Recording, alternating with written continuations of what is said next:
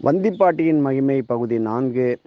மனசில் ஏதோ ஒரு கவலை, ஏதோ ஒரு தீராத ஒரு ஏக்கம், மனக்கவலை, தீராத ஏக்கம், என்னமோ ஒரு தடுமாற்றம், மறதி, இவைகளிலிருந்து நீங்குவதற்கு இந்த வந்திப்பாட்டியை நினச்சி இப்பொழுதே சொக்கநாதருடைய மீனாட்சியினுடைய காயத்ரி, மீனாட்சியினுடைய அஷ்டோத்திரம், மீனாட்சி திருக்கல்யாண வைபவத்தை கேட்டு பார்த்து மகிழ்ந்து இப்படி பண்ணுகின்றவர்கள் கல்யாணமே ஆகாமல் தடைப்பட்டு போயிருக்கோம்.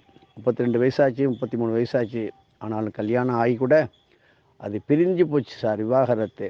அவர்களெல்லாம் மீனாட்சியை வணங்கி திருமங்கல்ய அம்பாளுக்கு சாத்தி, திருமங்கல்ய ஏழைகளுக்கு திருமங்கல்ய தானம் கொடுத்து, மங்கள சூத்திரம் என்கின்ற திருமங்கல்யம் தானம் கொடுப்பதனாலும் நிறைய புது புடவை, ரவிக்க, இது மாதிரி கணவனை இழந்த வயதான பாட்டிகளுக்கு நிறைய புடவைகள்லாம் கொடுத்து, கம்பளி, சால்வை, நல்ல புது பாய், படுக்கை, தலையணி இப்படியெல்லாம் தானம் கொடுப்பதனால் வாழ்க்கையில் தேவையற்ற மனபீதி, கவலை இவெல்லாம் உடனடியாக அகன்று நாம் செய்ய வேண்டிய காரியங்கள் என்னென்ன அப்படிங்கிறது நமக்கு சினிமா ரீல் போல வரும். நம்ம பக்கத்தில் இருக்கிறவங்க நம்மளை யார் ஏமாத்துறாங்க, நமக்கு யார் வஞ்சகம் பண்ணுறாங்க, என்னமோ ஒன்றுமே புரியலையே, என்ன ஹோமம் பண்ணோம், யாகம் பண்ணோம், யக்கியம் பண்ணோம், தானம் பண்ணோம், தர்மம் பண்ணோம், ஒன்றுமே நடக்கலை. எல்லாத்துக்கும் ஒரு நல்ல வழி கிடைப்பதற்கு நாம் சரணாகதி தத்துவம் சரண்டர் ஆகிட்டோம்னு வச்சுக்கோங்களேன், நம்பினார் கெடுவது இல்லை, 4 மறை தீர்ப்பு நம்ம யாரும் சொல்ல. இப்படி தேவார பாசுரத்தில் எவ்வளதோ இருக்கிறது. வள்ளுவன் நமக்கு எவ்வளோ சொல்லி கொடுத்துருக்கா. வள்ளுவன் தன்னை உலகினுக்கே தந்து வான்புகழ் கொண்ட தமிழ்நாடு. இது மாதிரி கூடல் அழகர் எல்லா விதமான காரியத்தையும் கைகூட வைக்கின்றது. அற்புதமான ஒரு நல்ல நாள். இன்றைக்கி பார்த்தீங்கன்னா, இன்றைக்கி பூரட்டாதி நட்சத்திரம், உத்திரட்டாதி, புதன் உத்திரட்டாதி, ரேவதி வருது, உத்திரட்டாதி வருது, வியாழன் ரேவதி, வெள்ளி அஸ்வினி, பரணி, சனி கிருத்திகை ரோகிணி, மிருகசீரிஷம் ஞாயிற்றுக்கிழமை. இப்படி இந்தந்த நட்சத்திரத்தில் போகிறவங்க ஒவ்வொன்றும் கணக்கு பார்த்து நீங்கள் வரும்பொழுது ஒவ்வொரு ராசிக்காரர்களுக்கும் நியாயத்துக்கே அதிபதியான துலா ராசி, நீதிபதி, வக்கீல், நீதிபதினா நீதிமன்றத்தில் மட்டும் இல்லை, நீதி தெரிஞ்ச பல துறைகளில் உள்ளவர்களும் இருக்கின்றார்கள். அவர்கள் துளாராசிக்காரர்கள் கூட இருப்பார்கள்.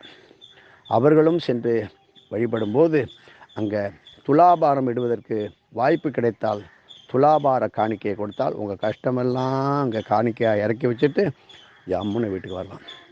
எதிர்காலத்திலே ஜனவரி 1ஆம் தேதி பிறக்கின்ற இடம் கோயில் வன்னி கரும்பீஸ்வரர் ஆலயத்தில். ஜனவரி 1ஆம் தேதி அச்சிரப்பாக்கம், சென்னை மதுராந்தகம் அருகிலே ஆதிபராசக்தி கோயில் மேல்மருத்துவர் அருகிலே அச்சிறுப்பாக்கம் அச்சுமுறி விநாயகரை வேண்டி வாழ்க்கையினுடைய தேர் ரதம், நம்முடைய இல்லற சாகரம் குடும்ப தேரானது சக்கரமானது நல்ல விதமாக செய்ய அச்சுமுறி விநாயகரை வழிபட்டு, காணிப்பாக்கம் சித்தூர் காணிப்பாக்கம் ஆழத்தை விநாயகர், பாதாள விநாயகர், பாதாள ஐயனார், பாதாள சீனிவாசன், பாதாள ஐயனார் மலைக்கோட்டை உச்சிப்பிள்ளையார் கோயிலுக்கு செல்லுகின்ற திருச்சி, பாதாள சீனிவாசர் கும்பகோணம் ஸ்ரீ சாரங்கபாணி பெருமாள் கோயில் உள்ள பாதாள சீனிவாசன், பாதாளத்தில் பல கோடி தேவதைலாம் இருக்குது, பாதாளீஸ்வரர், பாதாள விநாயகர், இப்படி பூவாளூர் வாக்குவாளம்பாள் வணங்குவது வாக்கில்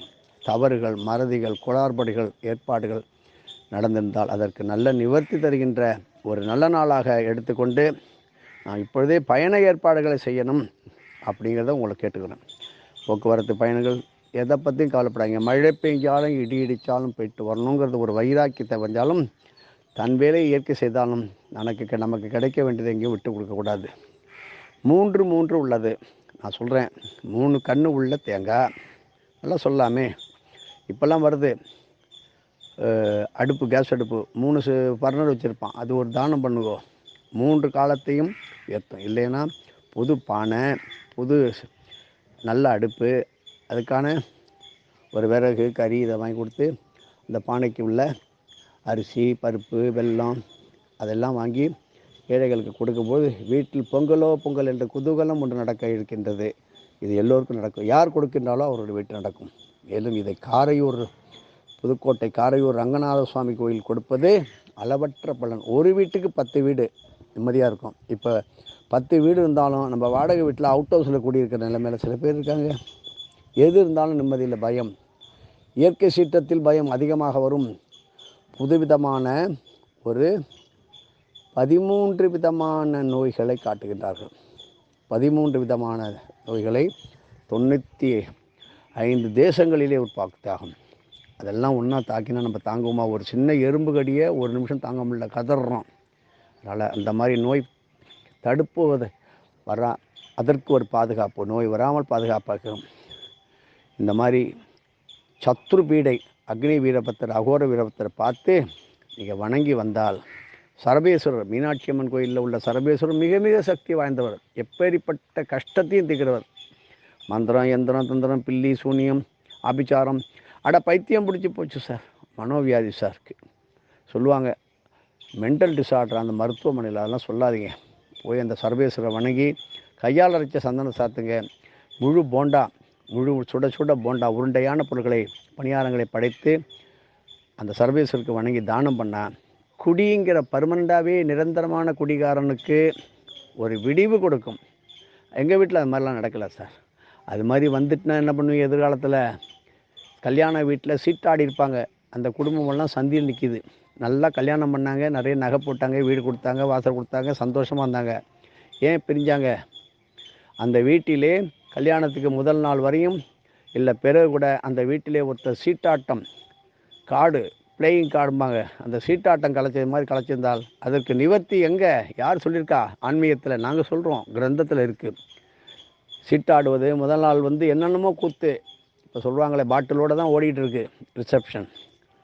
அப்படி குழந்தைகள் நேரடியாக நம்ம இப்போ விளையாட்டு கூட அது மாதிரி பேசுகிறோம். அவங்களுடைய வாய்கள் கோணி போகும்னு சொல்கிறாங்க.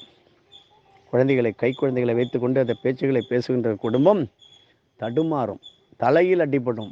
ஒரு அடி ஒரு இடி அப்படி சொல்ல இல்லையா? அதனால் கல்யாணத்தில் பிளேயிங் கார்டு சீட்டு விளையாண்ட குடும்பங்கள்லாம் அந்த இடத்திலே, அதுக்காக நாங்கள் கல்யாண சத்தத்தை தேர்ந்தெடுக்காதீர்கள். தவறான காரியத்தை உபயோகப்படுத்தியிருக்கும் பொழுது அதில் தவறான தெய்வங்கள் தான், எல்லாமே தவறான தேவதைகள், பேய் பிசாசுன்னு சொல்கிற மாதிரி, அது மாதிரி கெட்டதெல்லாம் இருக்கும்போது அந்த இடத்துல கல்யாணம் பண்ணலாமா? அந்த இடத்துல கொடுக்கல் வாங்கல் பேச்சே பண்ணக்கூடாது. அதனால் கோயில்களில் சின்ன எளிமையான முறையில் திருமணம் செய்து பெரிய அவங்க சௌகரியத்துக்கு எங்கேயோ வரவேற்பு பண்ணிக்கோங்க. அப்படி இல்லாத குடும்பம் மிகவும் வேதனையாக இருக்கின்றது. பல பேர் கண் திருஷ்டிப்பட்டு ரொம்ப சிரமமாக இருக்கின்றார்கள். எதிர்வரும் காலம் மிகவும் கேள்விக்குறியாக இருக்கிறது. அப்போதைக்கு இப்போதை சொல்லி வைத்தேன் அரங்கத்தானேன்னு சொன்ன மாதிரி சொல்லிகிட்டே இருப்போம். வந்திப்பாட்டி நம்மளை காவந்து பண்ணி அம்பாயி பாட்டி, காரைக்கால் அம்மையாருடைய விநாயகர் அகவல் இதெல்லாம் படிங்கோ. மேலன்டூ சன்னதியில் காலை சற்றே உயர்த்தி கொண்டு, ஏன் ஒரு கால் நின்று கூட சொல்லலாம், காலை உயர்த்தி கொண்டு விநாயகர் அவள் சொன்னால காரியம் ஜெயமாகும். மேலநட்டூர் காளி அவ்வளவு சக்தி வாய்ந்த காளி.